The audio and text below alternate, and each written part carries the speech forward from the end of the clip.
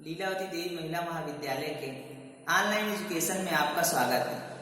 पिछली क्लास में हम लोग पढ़ रहे थे सामाजिक परिवर्तन, सामाजिक परिवर्तन की विशेषताएं एवं सामाजिक परिवर्तन को प्रभावित करने वाले कारक, जिसे हमने पढ़ लिया।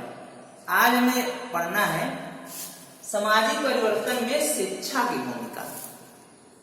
सामाजिक परिवर्तन में शिक्षा एक महत्वपूर्ण कारक है, इसकी अहम भूमिका है। सामाजिक परिवर्तन में शिक्षा किसी भी समाज में व्याप्त बुराइयों, रूढ़ियों और अज्ञानता के बारे में लोगों को जागृत करती है और जागृत करने से लोगों का समूह उन बुराइयों, उन अज्ञानताओं और उन रूढ़ियों को दूर करने के लिए एकमत होता है, जिससे सामाजिक परिवर्तन होता है। साथ ही शिक्षा द्वारा ही विज्ञान के क्षेत्र में नई नई जानकारियां लोगों को प्रदान की जाती है, जिससे लोग नवाचार को, नई तकनीकी को ग्रहण करने के लिए अग्रसर होते हैं, आगे बढ़ते हैं। साथ ही शिक्षा के द्वारा ही संस्कृति का हस्तांतरण अगली पीढ़ी में किया जाता है, जिससे समाज में परिवर्तन होता है।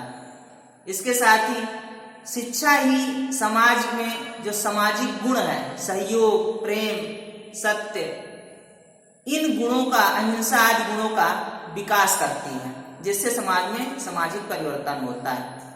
जो शिक्षित लोग होते हैं वह समाज में अच्छे कार्य करते हैं और उनके अच्छे कार्य की वजह से समाज में परिवर्तन होता है। साथ ही शिक्षित लोगों के शिक्षित होने से उनकी आर्थिक स्थिति में परिवर्तन होता है और आर्थिक परिवर्तन होने से समाज में परिवर्तन होता है, क्योंकि वह आगे बढ़ते हैं और नई नई तकनीकी का प्रयोग करते हैं। साथ ही शिक्षा द्वारा ही समाज में नेतृत्व प्रदान किया जाता है। जब बालक शिक्षित होते हैं तो उनकी सोच, उनके नजरिया में परिवर्तन आता है और जब वह शिक्षित होकर समाज में जाते हैं तो वह समाज में भी परिवर्तन लाते हैं। इसलिए हम देखें तो शिक्षा समाजीकरण के क्षेत्र में एक अहम भूमिका निभाती है और मुख्य कारक है सामाजिक परिवर्तन का। अब हम देखेंगे कि शिक्षा द्वारा किस प्रकार सामाजिक परिवर्तन लाया जा सकता है, या शिक्षा के कौन से ऐसे कार्य हैं जिनसे सामाजिक परिवर्तन होता है। तो सबसे पहला है सामाजिक मूल्यों का निर्माण। शिक्षा सामाजिक मूल्यों का निर्माण करती है। समाज में जो भी विद्वान मनीषी हैं, उन्हें जब लगता है कि समाज में हमें कुछ नवीन मूल्यों का सृजन करना है तो वह शिक्षा के माध्यम से ही करते हैं। शिक्षा में जब उन नए मूल्यों का अध्ययन अध्यापन कराते हैं तो उससे लोग शिक्षित होते हैं, उसे समझते हैं और फिर धीरे धीरे वह समाज में परिवर्तन ले आते हैं और वह समाज में परिवर्तन उन मूल्यों को हम देख सकते हैं। इसके बाद है परिवर्तन हेतु प्रेरणा। शिक्षा द्वारा ही परिवर्तन हेतु लोगों को प्रेरित किया जाता है, क्योंकि जब कोई भी नई तकनीकी आती है, नई टेक्नोलॉजी आती है तो लोग उसे अज्ञानतावश या जागरूकतावश ग्रहण नहीं करना चाहते हैं, क्योंकि उसे उन्हें ग्रहण करने में डर लगता है। ऐसे में शिक्षा ही उन्हें प्रेरित करती है और उनमें साहस या दृढ़ इच्छा शक्ति का प्रबंध करती है, जिससे वह परिवर्तन के लिए प्रेरित होते हैं और नए नए जोखिम उठाते हैं, जिससे समाज में परिवर्तन होता है। इसके बाद वैज्ञानिक प्रगति का ज्ञान। शिक्षा द्वारा ही वैज्ञानिक प्रगति का ज्ञान दिया जाता है, पाठ्यक्रम के माध्यम से, नए नए संचार माध्यमों के माध्यम से। शिक्षा के क्षेत्र में या विज्ञान के क्षेत्र में जो कुछ नए अनुसंधान होते हैं, नए खोज होते हैं, उनके बारे में लोगों को शिक्षा के माध्यम से ही जागरूक किया जाता है, शिक्षा के माध्यम से ही उन्हें बताया जाता है, जिससे लोग उसे ग्रहण करते हैं और समाज में परिवर्तन आ जाता है। इसके बाद है शाश्वत मूल्यों को स्थायी करने वाले उद्देश्य। शिक्षा के द्वारा ही शाश्वत मूल्यों को स्थायी किया जाता है, क्योंकि यदि किसी भी मूल्य को हमें समाज में स्थायीकरण लाना है तो वह शिक्षा के द्वारा ही संभव है। जब बालक को हम प्राथमिक स्तर से ही उन मूल्यों के बारे में शिक्षा देने लगते हैं तो धीरे धीरे वह उनके व्यवहार में आता है और व्यवहार में आने के बाद समाज में उसे हम देख सकते हैं। इसके बाद है जन कल्याण हेतु शिक्षा। शिक्षा जन कल्याण का कार्य करती है। शिक्षा के द्वारा ही गरीबी मिटाई जा सकती है। शिक्षा के द्वारा ही लोगों को स्वस्थ रखा जा सकता है। जब लोग शारीरिक रूप से स्वस्थ होंगे, मानसिक रूप से स्वस्थ होंगे, तभी जन कल्याण की बात सोची जा सकती है।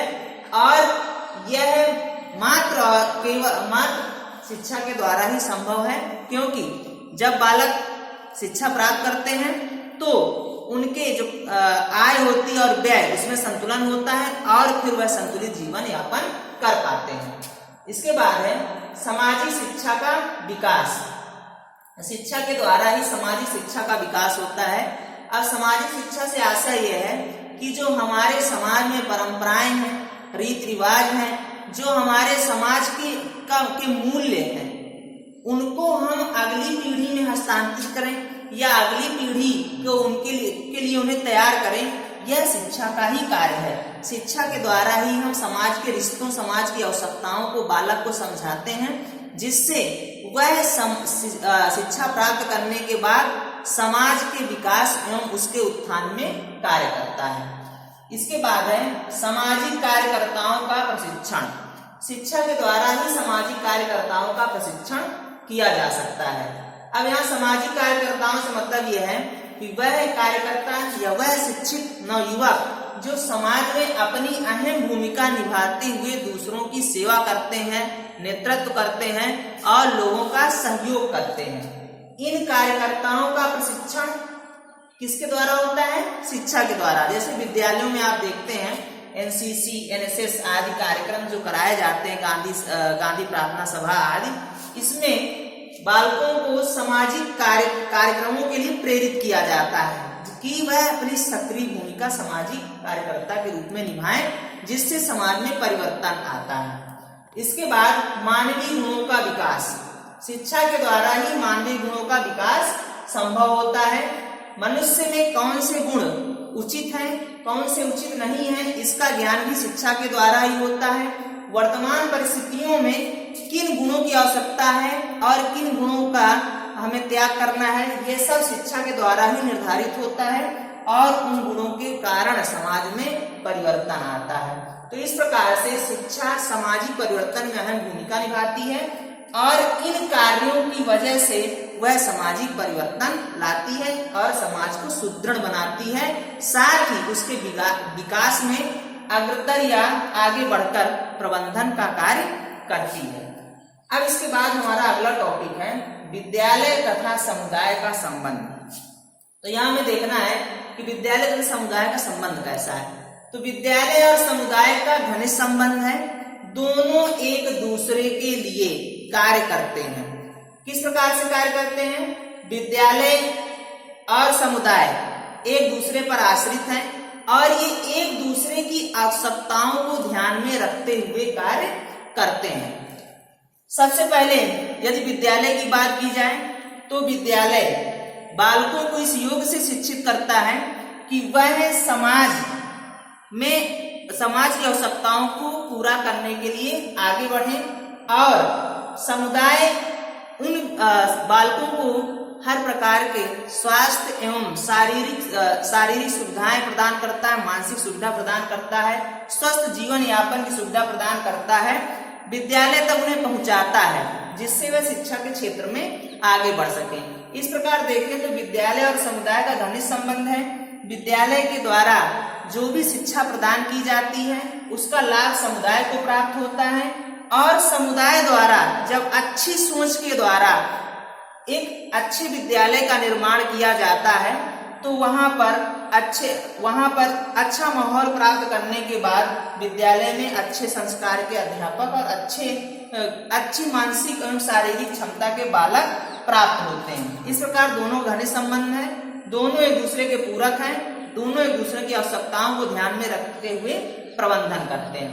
अब हमें देखना है कि विद्यालय सामुदायिक केंद्र के रूप में किस प्रकार से कार्य करता है, यह विद्यालय सामुदायिक केंद्र के रूप में क्या योगदान निभाता है।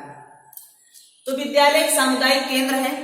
जब बालक प्राथमिक स्तर पर ही विद्यालय पहुंचता है तो वहां पर उसका विकास किया जाता है और वह अपने सहपाठियों के साथ शिक्षकों के संपर्क में आता है, अपने से बड़े भाई बहनों या उनके जो सीनियर हैं उनके संपर्क में आता है, जहां पर वह प्रेम, सहयोग, पारस्परिक प्रतिस्पर्धा आदि को देखने को पाता है।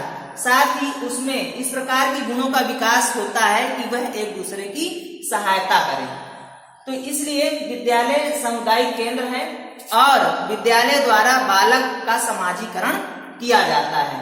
समाजीकरण की नींव विद्यालय में होती है। छोटे से उदाहरण से देखें तो बालक जब विद्यालय में पहुंचता है तो वह किसी को भी नहीं जानता है, किंतु धीरे धीरे वह अपने आसपास के, अपने क्लास के बच्चों से परिचित होता है और अपनी आवश्यकताओं को उनके साथ शेयर करता है। यहाँ तक कि पेन, कॉपी, पेंसिल और लंच आदि को एक दूसरे से शेयर करना शुरू कर देते हैं और एक दूसरे का सहयोग करते हैं। इस प्रकार से उनका समाजीकरण प्रारंभ हो जाता है।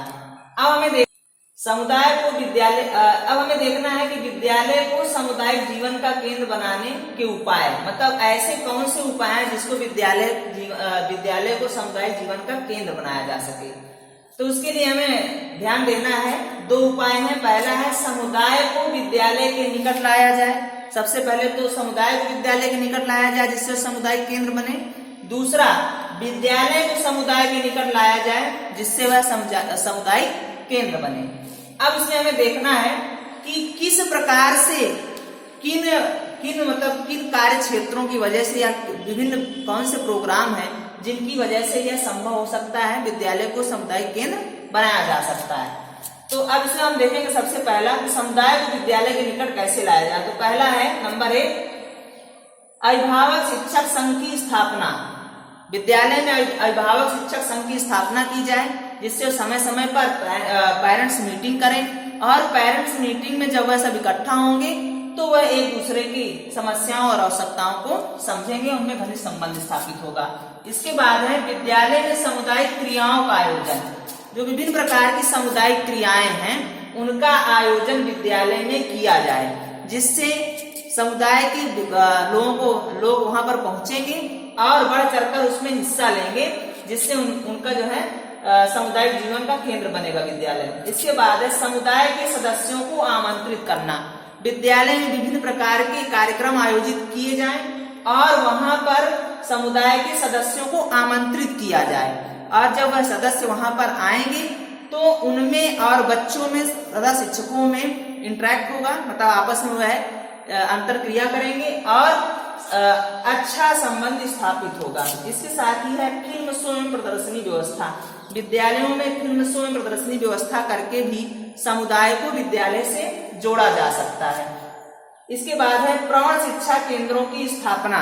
विद्यालयों में प्रौढ़ शिक्षा केंद्र की स्थापना की जाए जिससे प्रौढ़ लोग शिक्षित होंगे और प्रौढ़ों के शिक्षित होने से बालकों को भी शिक्षा प्राप्त करने में सहायता मिलेगी, वह बालकों की सहायता करेंगे शिक्षा प्राप्त करने में। इसके साथ ही है स्थानीय उत्सवों एवं त्योहारों को मनाना। विद्यालय में यदि स्थानीय स्तर के जो उत्सव हैं उनका यदि आयोजन, उन त्योहारों का आयोजन यदि विद्यालय में किया जाए तो समुदाय के लोग बढ़ चढ़कर उसमें हिस्सा लेंगे और विद्यालय समुदाय के बीच में घनिष्ठ संबंध स्थापित होंगे। इसके बाद हमें देखना है कि विद्यालय को समुदाय के कैसे निकट लाया जाए। यहाँ पर हम देख रहे थे विद्यालय को समुदाय कैसे निकट लाया जाए। अब यहाँ देखना है कि विद्यालय को समुदाय के निकट कैसे लाया जाए। अब वहां पर विद्यालय में हम समुदाय को निकट ला रहे थे, अब यहाँ विद्यालय को समुदाय के निकट ले जा रहे हैं। कैसे? तो सबसे पहला है सामाजिक शिक्षा की व्यवस्था करना। विद्यालय में सामाजिक शिक्षा की व्यवस्था की जाए, अर्थात हमें समाज में जो आवश्यकताएं हैं उनकी पूर्ति करने के लिए छात्रों को सहयोग बनाया जाए कि वह उन समस्याओं या उन आवश्यकताओं की पूर्ति कर सके। दूसरा है ग्रामीण समाज एवं बालिकाओं की शिक्षा। ग्रामीण समाज के बारे में छात्रों को परिचित कराया जाए, कृषि आदि से संबंधित शिक्षा प्रदान की जाए, साथ ही बालिकाओं की शिक्षा का प्रबंध किया जाए जिससे विद्यालय समुदाय के निकट पहुंचेगा। साथ ही सामुदायिक कार्यों में सक्रिय सहभागिता।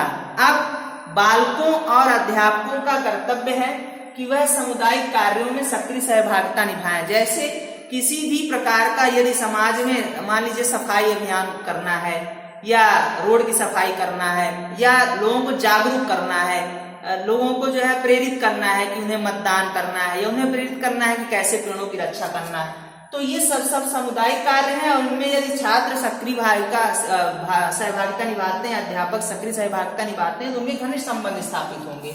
इसके बाद है क्षेत्र पर्यटन का आयोजन। विद्यालय को समय समय पर क्षेत्र पर्यटन का आयोजन करना चाहिए। छात्रों को क्षेत्र विशेष में ले जाना चाहिए, जिससे वे वहां की आवश्यकताओं, वहां की समस्याओं और वहां की जो भी रीति रिवाज परंपराएं उनके बारे में अध्ययन करेंगे, अपने आसपास के बारे में जानेंगे, और विद्यालय तथा समुदाय का घनिष्ठ संबंध स्थापित हो जाएगा। इसके बाद है समाज सेवा संघों का निर्माण। समाज सेवा संघ जैसे विद्यालय में एनएसएस, एनसीसी या गांधी सेवा प्रार्थना समाज, ये विभिन्न प्रकार के ऐसे संगठन हैं जो समाज सेवा आदि के कार्य करते हैं। तो इन संघों का निर्माण किया जाए, युवा दल वगैरह का, जिससे वह समाज की सेवा कर सके और दोनों के घनिष्ठ संबंध हो। इसके बाद है साक्षात्कार द्वारा सूचना एकत्रीकरण। विद्यालय को ग्रामीण लोगों से साक्षात्कार के द्वारा उनकी समस्याओं के बारे में अवगत होना चाहिए, उनकी जो भी आवश्यकता है उनके बारे में अवगत होना चाहिए, और उस क्षेत्र में फिर से कार्य करना चाहिए, जिससे विद्यालय सामुदायिक जीवन का केंद्र बन सके। इसके बाद है पाठ्यक्रम समाज की आवश्यकताओं के अनुकूल। विद्यालय को सामुदायिक जीवन का केंद्र बनाने के लिए जो भी पाठ्यक्रम विद्यालयों में लागू किया जाए वह समाज की आवश्यकताओं से संबंधित हो, अर्थात समाज में जो भी आवश्यकता है उसको ध्यान में रखते हुए हम पाठ्यक्रम का निर्माण करें। क्योंकि यदि शिक्षा प्राप्त करने के बाद व्यक्ति अपनी जीविकोपार्जन या किसी भी प्रकार से समाज का सहयोग करने में सक्षम नहीं है, तो वह शिक्षा किसी भी प्रकार से अनुकूल नहीं है या किसी भी प्रकार से सही नहीं है। इसलिए विद्यालय को सामुदायिक केंद्र बनाने के लिए हमें विद्यालय को समुदाय के निकट और समुदाय को विद्यालय के निकट ले जाना होगा, और विभिन्न प्रकार से पारस्परिक ऐसी क्रियाओं का आयोजन करना होगा जिससे दोनों में अंतर क्रिया हो और दोनों एक दूसरे की आवश्यकताओं और उनकी आवश्यकताओं के साथ ही उनके महत्व को समझ सके। तो आज के लिए इतना ही। अगली क्लास में हम लोग आगे चैप्टर पढ़ेंगे। धन्यवाद।